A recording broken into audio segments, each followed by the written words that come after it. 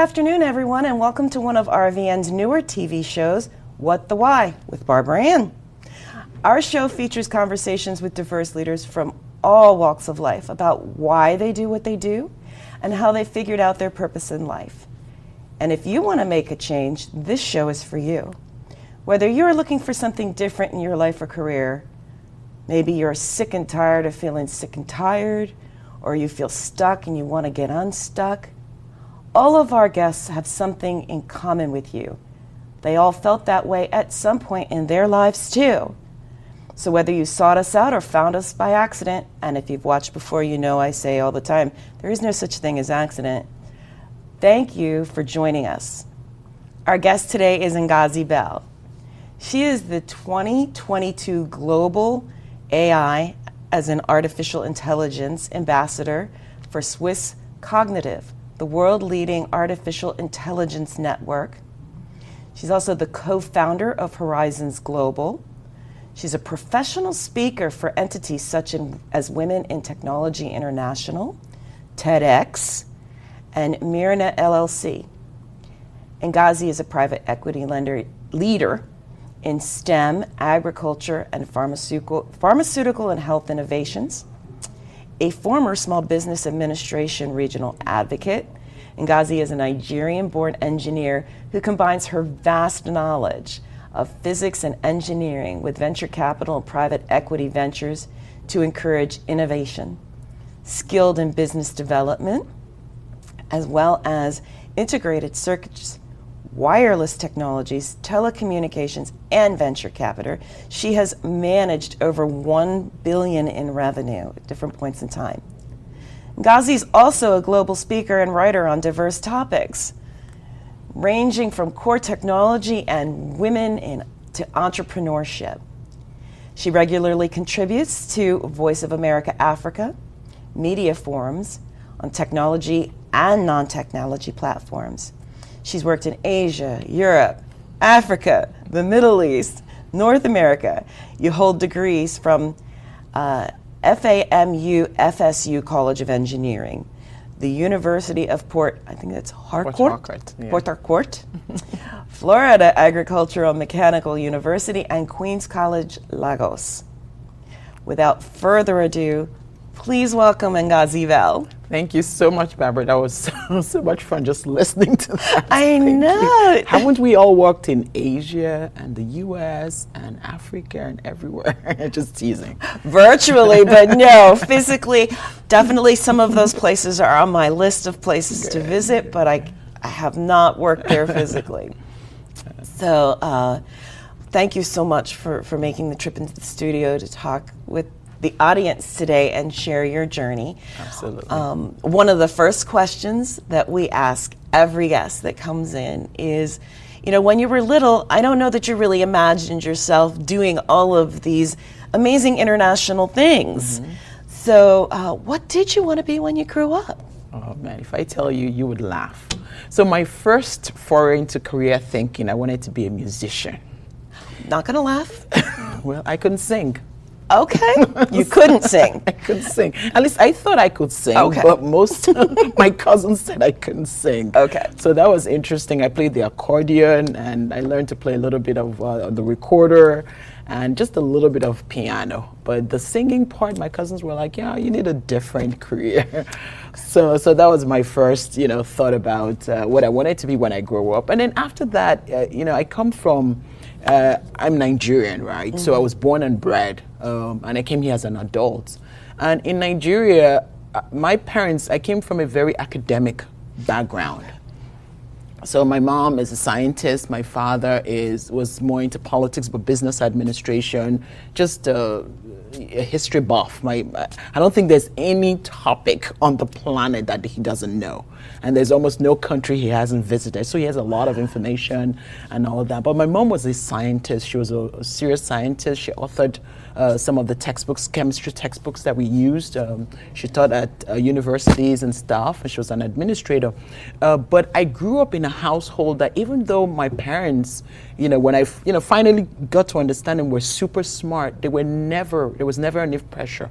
My mom, for example, is regarded as almost like a genius mind, but she never pressurized us about classes, about studies, about stuff like that. So I was not the most, competitive student. I was not constantly concerned about my academics or worried about that.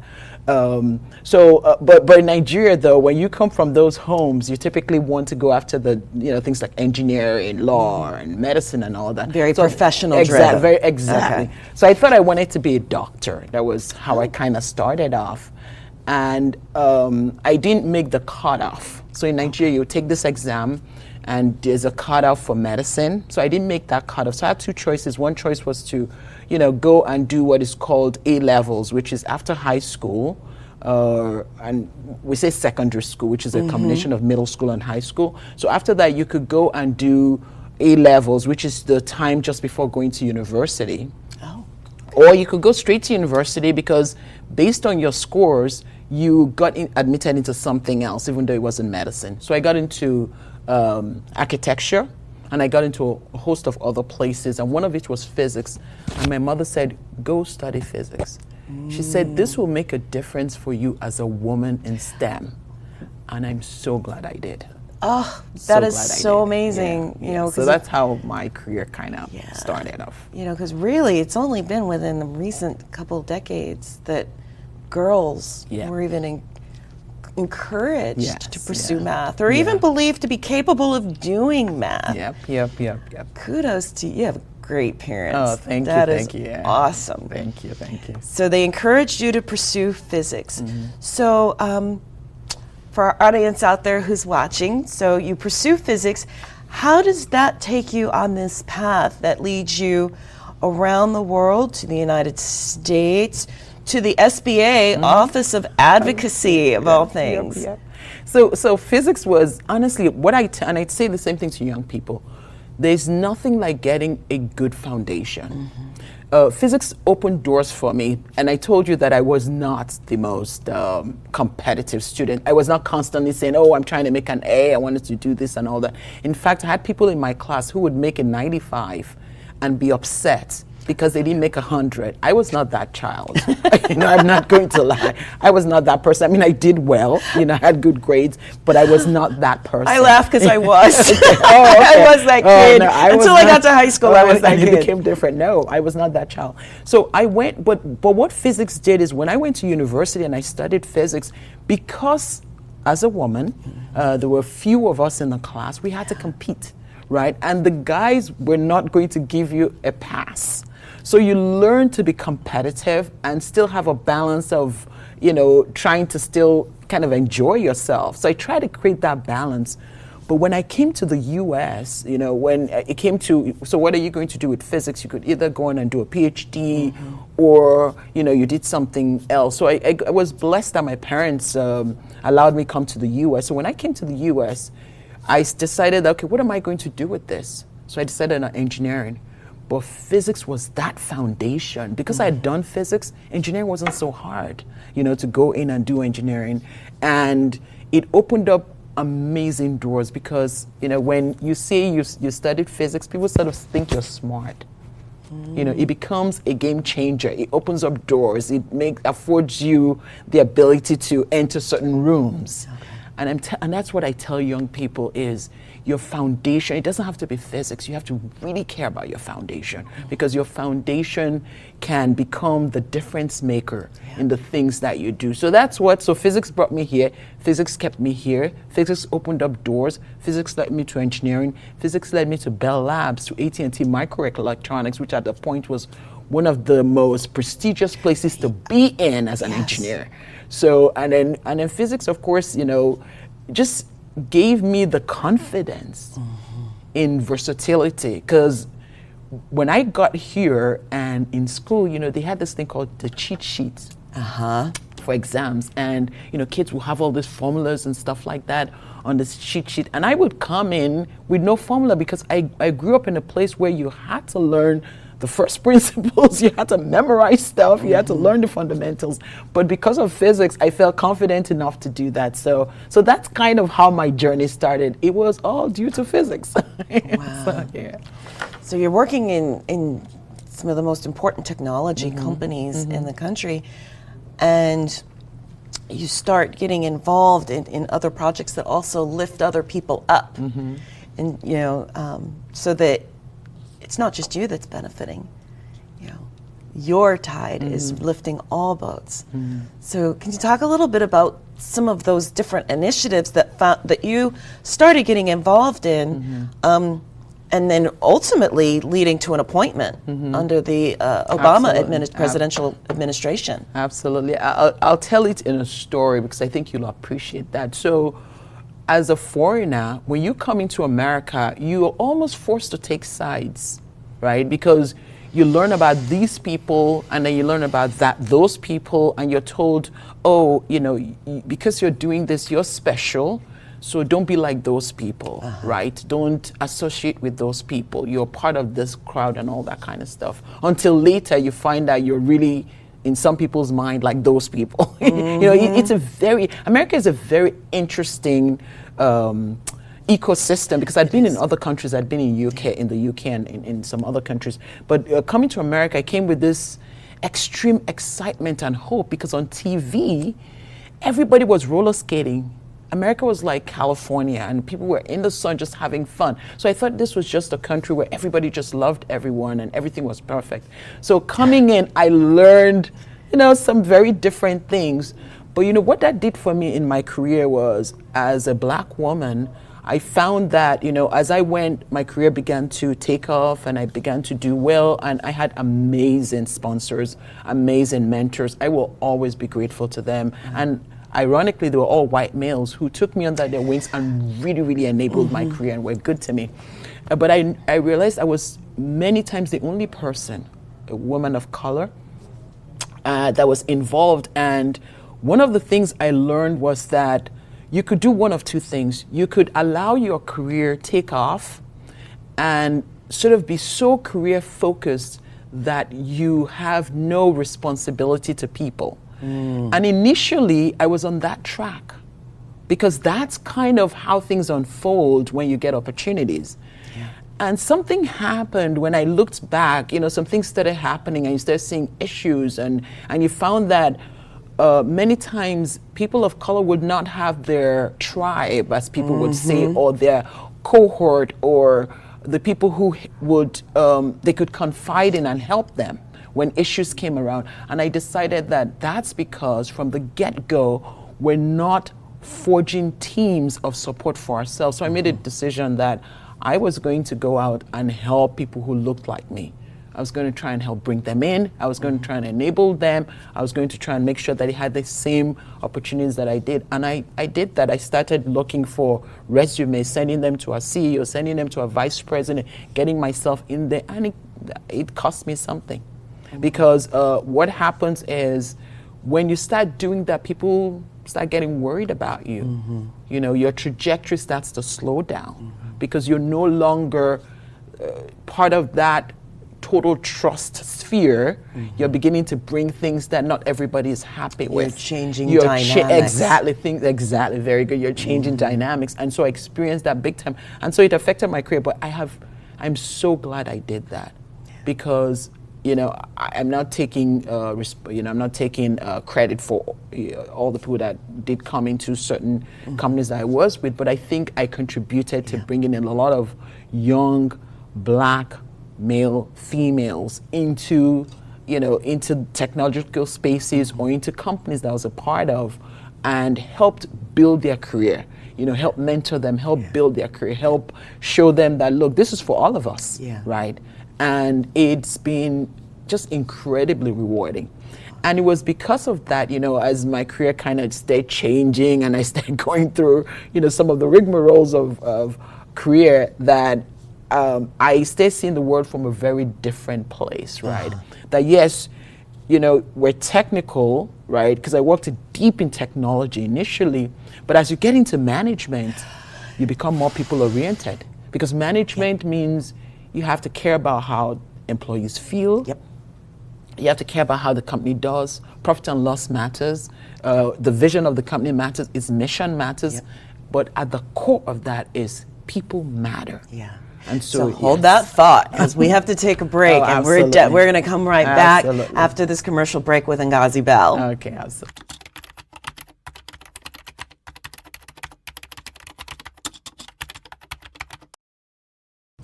Welcome back to What to Why. What to Why? What the Why? And today's guest, Ngozi Bell. And before the break, we were talking about, the fact that lifting others is rewarding. Yes. And it does also have its trade-offs. Yes. I mean, Barbara, lifting others is, in a way, the ultimate sacrifice. And, I'm not trying to say it's the biggest sacrifice, but there's something about it that is immediate. Yeah. There's something about it that is, it's necessary, but it also carries this weight because you give something up. So you have to kind of make a decision. Now, sometimes we fall into it, right? Something happens and you get lucky, you fall into it, and then from there you learn. But many times, especially in America, and especially for people of color, you have to be deliberate about it because you find out that it's going to cost you something. So at some point, you have to make that decision to either continue or not. So, but in terms of the reward, it's incredible. It increases your world. Yep. It increases your vision about the world. It opens up for you thoughts that you never thought you had the ability to have. So no, I am where I should be. Of course, there are places I want to go, but very, very happy to be doing some of what I'm doing today. Yeah, I mean, and you are involved in multiple ventures, and as I mentioned, the work that you done, and have continued to do led to an appointment under the Obama administration as the regional advocate of what's known as Region 3, which means you were responsible for advocating on behalf of small businesses within all realms of government in Pennsylvania and Delaware and Maryland and West Virginia and DC, which is a vast area, and you served through the term. At times when others don't necessarily hang in there because it's tough work. So when you took on that role, what was something you wish you had known in advance? I can tell you many things, but I'll tell you one thing. So I came from corporate America, and I had also started enjoying leadership. I'd gone into venture capital. I had these visions of building these companies and helping all these people from that perspective, but using my knowledge, my education, and also the ecosystem around us to make this investment. So it was just a very exciting time, and I was also very used to making decisions. And making them, and they stick, and you move on. And I came into government, and we came in with this whole thing like, you're going to be working for President Obama, with this almost expectations like President Obama will give you your assignment, you go do it, and you report back to him. I kid you not. It's funny, but many people walked in kind of thinking it was a little bit cooler than I actually can empathize with this because when I worked on the White House Promise Zone initiative, I was like, I'm on a White House project. Oh my gosh, I have made it. And it was like, yeah. It's just work. Right? It's a lot of work. So you asked me what was so different is you didn't really have authority to declare things, and it happened. You worked really hard. You met small businesses. You worked with the government. You did all of that. But all that good work might take months or even years for one thing to materialize, right? But I think the beauty of it was coming from corporate America, coming from large business, it gave me such an appreciation about those who keep the economy of this country going. These small businesses that every day they toil, they put in their resources, their time, they're not sure they're going to make it. They're not necessarily expected to be the Googles and the Yahoos and all these big guys, but they stay in, day out. So they're hoping that we advocate for them. They're hoping that we're the people that make sure that the government sees what they do. So for me, it was extremely rewarding doing that. Awesome. That is fantastic. And then when your term ends, you go back into all of these other ventures. I mean, I sometimes even trying to keep track of all the things.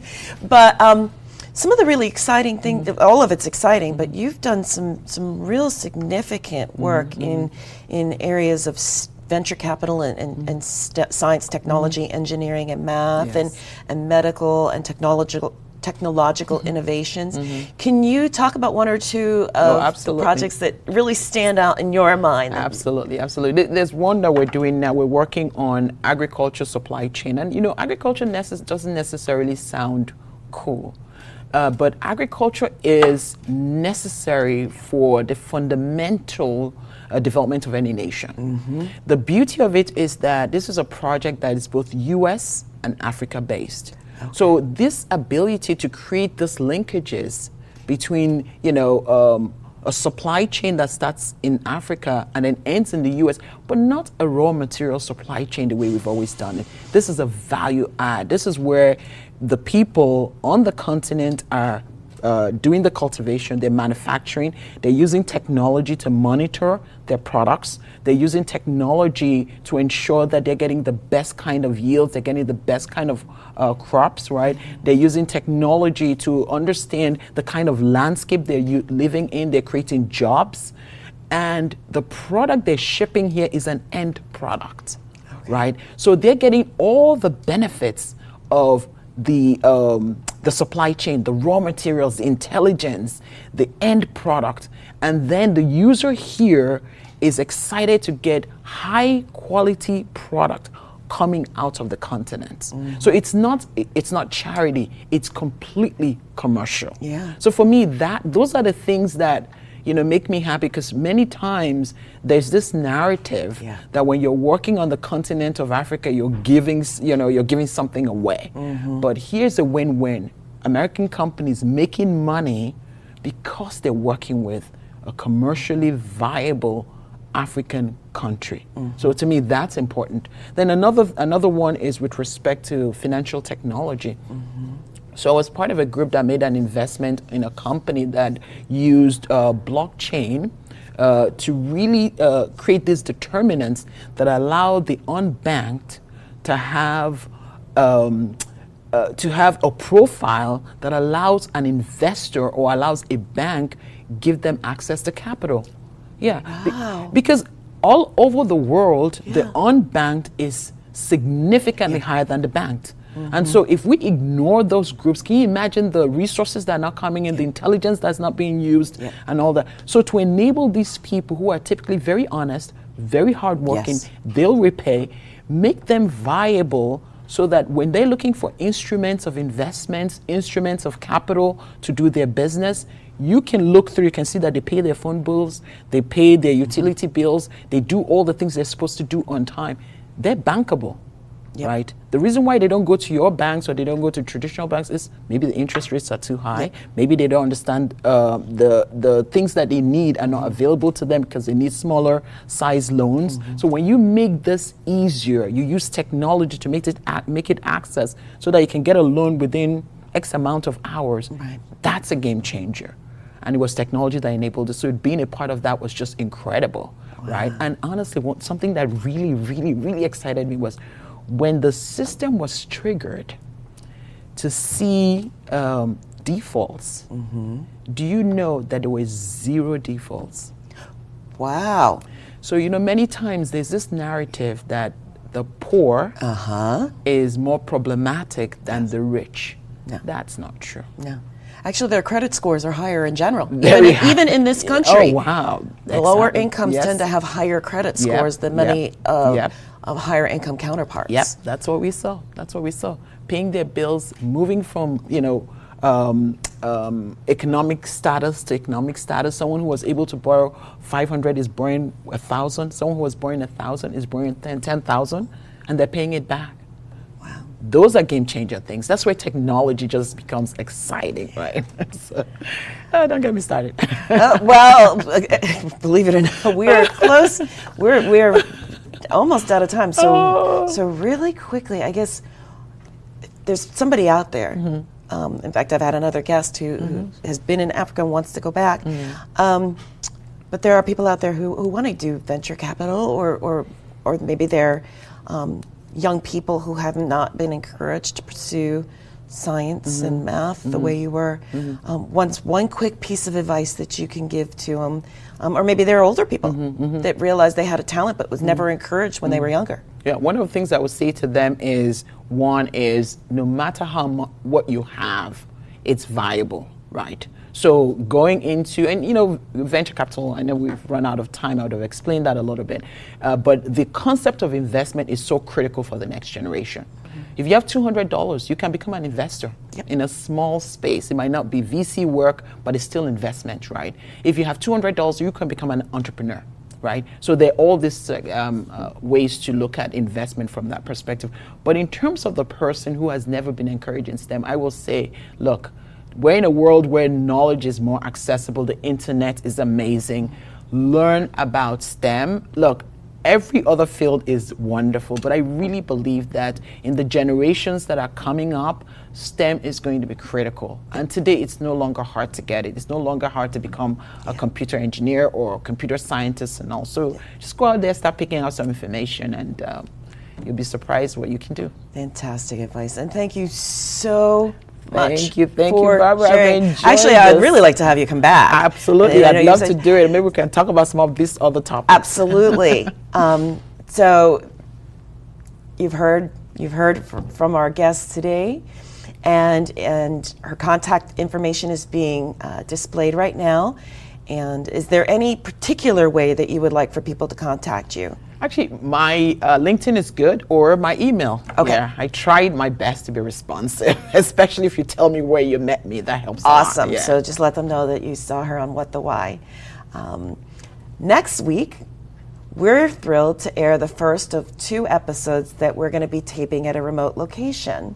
Our first guest will be Jo, aka Josephine Colantonio, an award-winning executive leadership and organizational development consultant, coach, educator, and trainer who builds extraordinary leaders, teams, and champions from the inside out. And she's going to be sharing about her journey and partnership with entities such as Rowan College of South Jersey and the Fairleigh Dickinson University's Rothman Institute of Innovation and Entrepreneurship, where she's been doing coaching and many other leadership efforts. Our following week's guest will be Maria O'Callahan Cassidy, an operations and facilities planning innovator. She's president of Women in Facility Management, or WIFM, and the treasurer of the executive committee of the Building Owners and Managers Association. And she will be sharing with us her passion for mentoring women in the typically male-dominated world of facilities management. Let's just say you do not want to miss out on what these amazing leaders have to say, or any upcoming episodes for that matter. As a reminder, What the Why airs on Tuesdays and Thursdays at 1 p.m. EDT, and Mondays at 3 p.m. EDT, which stands for Eastern Daylight Time. We're also available on demand through RVN Television and the Roku platform. So whether you're looking to make changes in your life or career, big or small, please join us again for more inspirational and informative conversations with guests like Ngozi, who wanted to make changes and overcame whatever fears or obstacles they might have had to find their core purpose and live it.